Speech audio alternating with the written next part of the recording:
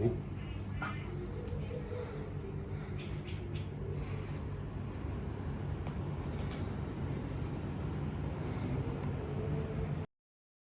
Bonjour, bonjour, hello, ça va Dikrap, bienvenue à toutes et à tous. De retour à Bangkok, dont on va parler un petit peu. Vous savez qu'en fait, on vient de Koh Samui que j'ai voulu visiter parce que c'était la première fois.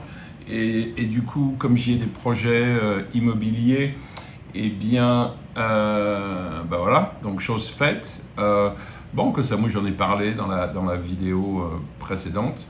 Avant de parler de Bangkok, j'aimerais revenir rapidement sur je sais pas comment appeler ça, sur une espèce de polémique là qui est née sur YouTube. Alors bon, qui concerne évidemment l'éternel Sabri Tai, à qui je passe un bonjour tout amical.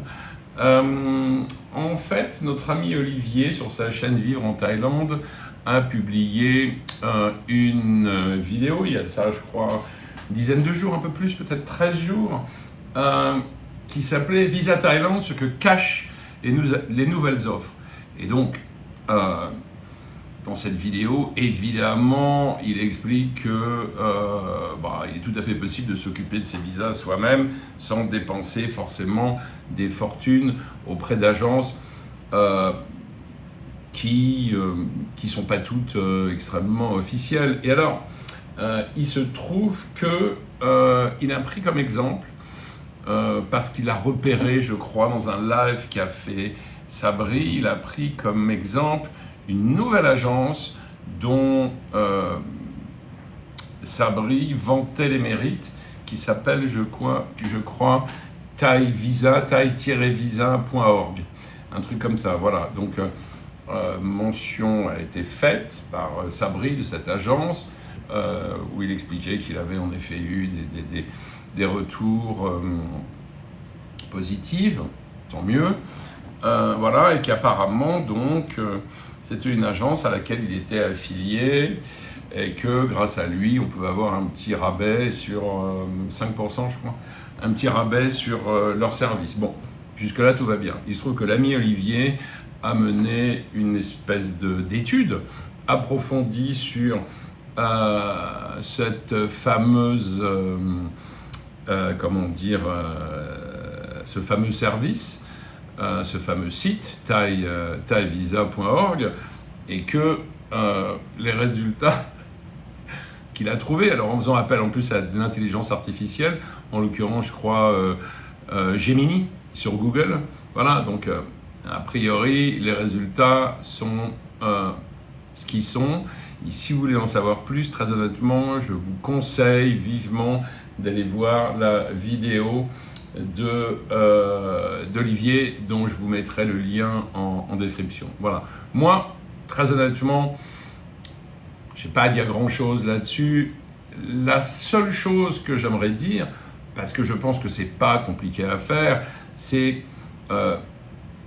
si j'avais un conseil à donner en fait à ce bon Sabri pour dissimuler, on va dire, comment appeler ça, tous ces doutes à cause d'incohérences, de trucs un peu curieux, pour dissimuler tous les soupçons même peut-être, ce serait simplement de faire une communication où il pourrait faire preuve de transparence quant à cette agence thai-visa.org, et éventuellement, ça serait super chouette, faire une vidéo entourée de ses collaborateurs qui visiblement travaillent avec lui pour tous les programmes, on va dire, d'accompagnement qu'il propose.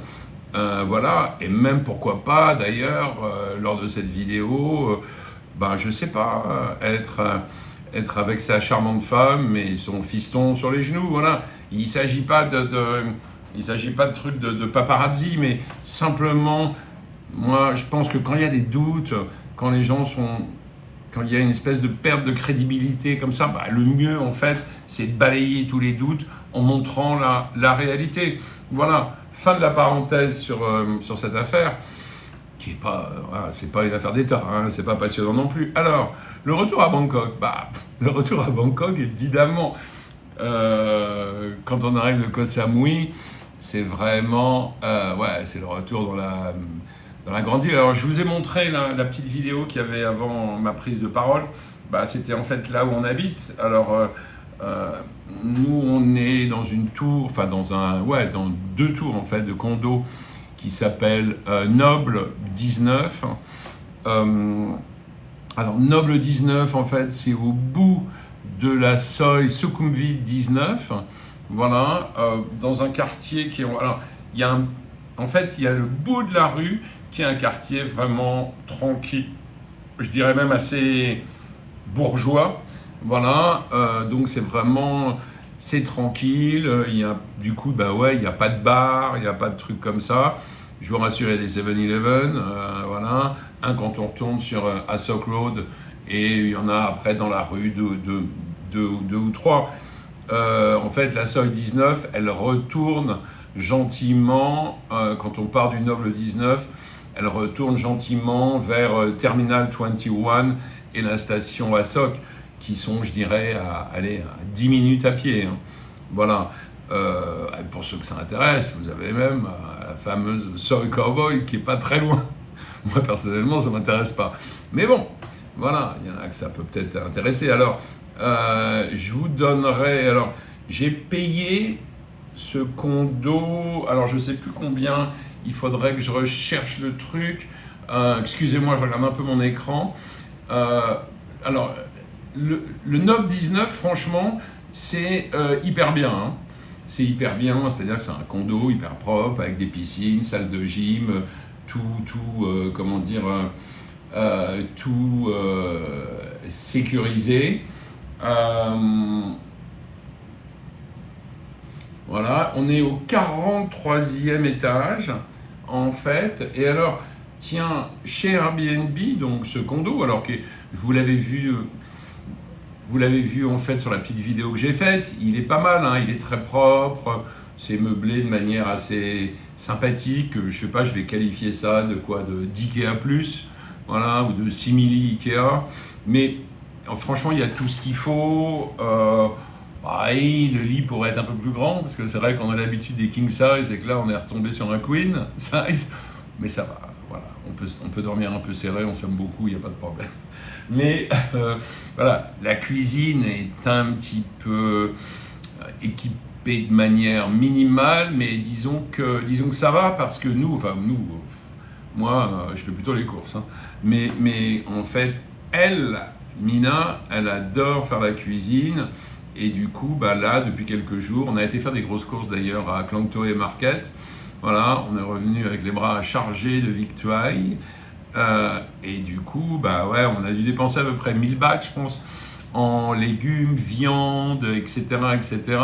Mais grâce à ses talents de cuisinière, on a assuré la nourriture à deux pour 3 jours complets minimum. Voilà, donc finalement, c'est pas mal. Alors, oui, donc je reviens sur les chiffres. Donc ce condo, je vous mettrai, si vous voulez, le lien Airbnb. Il m'a coûté en fait donc pour un mois, pour un mois, alors c'est le mois de février, il est un peu plus court, donc pour 28 nuits, il m'a coûté 1109 € exactement, alors en fait il est à 62,09 € la nuit, mais il y a une petite ristourne parce que je reste au mois. Donc voilà, bref, montant de la facture totale 1609,07 pour un mois de 28 jours qui est le mois de février. Alors, je dirais que depuis qu'on est rentré, la vie à Bangkok, alors c'est marrant parce que j'aurais envie de dire un peu la même chose sur Bangkok que sur Koh Samui, c'est-à-dire que je suis évidemment loin de détester, hein, j'aime bien, mais maximum une semaine. Alors là, j'aurais été 3 semaines en tout, puisqu'on a eu une petite semaine à Koh Samui au milieu. Voilà. Mais simplement, alors, en plus Bangkok, bon là, là, c'est un sujet court. Donc, si je devais y rester plus longtemps, il ne serait pas question de vivre comme ça. C'est-à-dire que d'abord, moi, bon, là, c'est pratique, on est à Sok, mais très honnêtement, si je devais vivre à Bangkok au long terme, aucune raison particulière d'être à Sok, surtout que les prix ici sont quand même pas donnés. Et puis alors, surtout, pas question d'habiter au 43e étage d'une tour dans un appartement qui doit faire, je sais pas, 35 mètres carrés, quoi. C'est-à-dire qu'à deux, là, ça va. Mais pour y vivre vraiment, non. Alors du coup, il faudrait qu'on fasse quoi? Il faudrait qu'on s'excentre, enfin qu'on aille un petit peu plus loin, dans des quartiers plus abordables, ou en tout cas des quartiers où on pourrait trouver un appartement plus grand. Je ne parle même pas d'une maison. Une maison, il faudrait encore aller plus loin. Mais voilà. Donc, et puis, très honnêtement, pour y faire quoi? Pour y faire quoi? C'est-à-dire que, en fait, Bangkok, en une semaine, on fait les trucs qu'on aime bien faire. Là, on a été hier, par exemple, à Chinatown, où on a mangé, mais délicieusement, dans un petit truc qu'on a trouvé au hasard, dans une petite ruelle où il y avait des marchés, où il y avait des stands de nourriture chinoise à droite et à gauche. On a trouvé un truc qui était absolument mais délicieux, pas cher. Bon, je vous cache pas qu'on avait été à Chinatown pour faire un petit investissement en or. Voilà, parce que ouais, c'est un truc ici qui se fait beaucoup. Chinatown, c'est sans doute le meilleur endroit pour le faire. Et puis bon, voilà, il y avait un petit cadeau d'anniversaire à faire. C'est fait, voilà, c'est fait. Joli petit bracelet. Mais bon, les tailles, les filles, mais d'ailleurs aussi les garçons, adorent l'or, ce qui est une manière plutôt intelligente en fait de dépenser son argent, puisque ici c'est extrêmement facile, si le cours monte beaucoup et que ça devient intéressant, d'aller revendre les bijoux qu'on a achetés. C'est au poids, c'est de l'or quasi pur, donc voilà, ils prennent le poids, ils calculent au prix de l'once et ils vous payent. Et il n'y a pas de... Il y a zéro problème, il faut juste bien garder les papiers qu'ils vous ont donnés lors de l'achat pour prouver que tout ça est comment dire, officiel, quoi. Voilà. Mais alors, sinon, très honnêtement, donc Chinatown, voilà, on y a été. Chatuchak, on adore y aller parce que ça permet de faire des achats. D'abord, on marche, c'est agréable, on fait des achats qui ne nous coûtent pas très cher. C'est-à-dire que voilà, tout est quand même à 100 bahts, 200 bahts. Voilà, et c'est quand même plus sympa d'aller là-bas, d'acheter, on va dire, 10 trucs, plutôt que d'aller acheter un truc foireux à Terminal 21 qui va coûter 1000 bahts, quoi. Donc voilà, on a fait Khlong Toei Market, et alors c'est marrant parce que Mina, en fait, qui connaît bien Bangkok pourtant, enfin qui connaît pas mal, elle connaissait pas Khlong Toei Market, donc je l'ai amenée là-bas, elle était quand même ouais, hyper surprise, dans le bon sens du terme, par la vastitude du marché et par la profusion de trucs qu'on y trouve, quoi. C'est-à-dire que vraiment, c'est pas très loin en plus, c'est pas très loin d'Asok. Donc voilà, alors bon, c'est évidemment un marché, mais ça, c'est dans tout Bangkok, hein. C'est un marché où on a croisé quand même, où on a vu quelques rats qui se sont enfuis rapidement quand ils nous ont vus arriver. Mais voilà, tout ça pour dire qu'en fait, les légumes, la viande, le poids, il y a tout, hein, vraiment. Le truc qui est quand même très, très conseillé, c'est évidemment de tout laver avant et soigneusement avant de le consommer. Voilà, donc ouais, Bangkok, super content d'y être, mais encore une fois, comment dire, j'ai vraiment plus envie d'y vivre parce que voilà, j'ai de quoi m'occuper une semaine. Ou alors non, ou alors après je vais faire des trucs mais que je peux faire partout. Je vais aller à la salle de gym, à la piscine, mais je préfère le faire dans un environnement moins urbain. Voilà, donc alors, le combo Bangkok-Koh Samui, évidemment, il marche bien. C'est-à-dire que moi je pense même que Koh Samui, son économie touristique, elle est bien sûr liée à du tourisme pur, c'est-à-dire des gens qui viennent de loin, qui viennent passer une semaine à Koh Samui, mais je pense qu'elle est aussi beaucoup liée aux gens qui vivent à Bangkok, qui ont de l'argent, qui travaillent, ou en tout cas qui ont des revenus, et qui tout d'un coup ont envie un peu de s'échapper de la grande ville pendant 2-3 jours, et ben tac, ils vont à Koh Samui, qui est une très jolie île, qui est pas trop envahie par les bêtises qu'on peut trouver soit à Pattaya, soit à Patong, voilà. Après, bon, c'est une île, je dirais, qui est un peu moins, comment dire, c'est un peu moins la Thaïlande qu'ailleurs, quoi. C'est vraiment un truc qui est dédié au tourisme, au Pharang, voilà. Alors avec évidemment des petits avantages, par exemple, il n'y a pas de communauté indienne qui commence à défrayer la chronique un peu quand même, que ce soit à Pattaya ou à Patong, enfin, ou à Phuket même. Voilà. Donc ça marche bien. Encore une fois, il faut avoir de l'argent. Mais disons que voilà, c'est un bon lieu de week-end quand on habite à Bangkok. Voilà, alors en fait, Bangkok, c'est vrai que c'est un bon hub pour un peu bouger. Et moi, comme je suis dans ce mouvement-là, où je suis en train d'étudier, alors, étudier l'endroit où j'allais sans doute faire mon prochain investissement, c'est fait. Vu que j'ai été à Koh Samui, et oui, je pense que c'est vachement intéressant. D'ailleurs, quand j'étais à Koh Samui, j'ai rencontré l'ami Cyril Vallotton et l'ami Brian Van de Waal, voilà, qui sont les deux garçons qui font ces vidéos sur YouTube sur l'immobilier à Koh Samui, et qui est vraiment une chaîne hyper intéressante que je vous conseille. Alors, ça ne s'adresse peut-être pas à tout le monde, évidemment, parce que il faut avoir les moyens quand même d'investir à Koh Samui dans des villas. Mais voilà, en tout cas, c'était vraiment très chouette et très instructif de les rencontrer. Et d'ailleurs, on a même fini, Brian m'a demandé, évidemment, j'ai accepté, on a même fini par faire une petite vidéo avec Brian qui devrait sortir sur sa chaîne sous peu. Donc voilà, vous aurez la chance de me voir sur une autre chaîne que la mienne. Et voilà, et c'était vraiment chouette. On avait ça dans un très beau resort qui s'appelle W, voilà, qui est là, alors c'est au nord c'est à l'extrême nord en fait de l'île, mais au nord-est. Voilà, et c'est un super beau resort, vraiment, un peu 5 étoiles, hein, quand même, mais très chouette. Très chouette. Donc voilà, on avait cette petite vidéo là.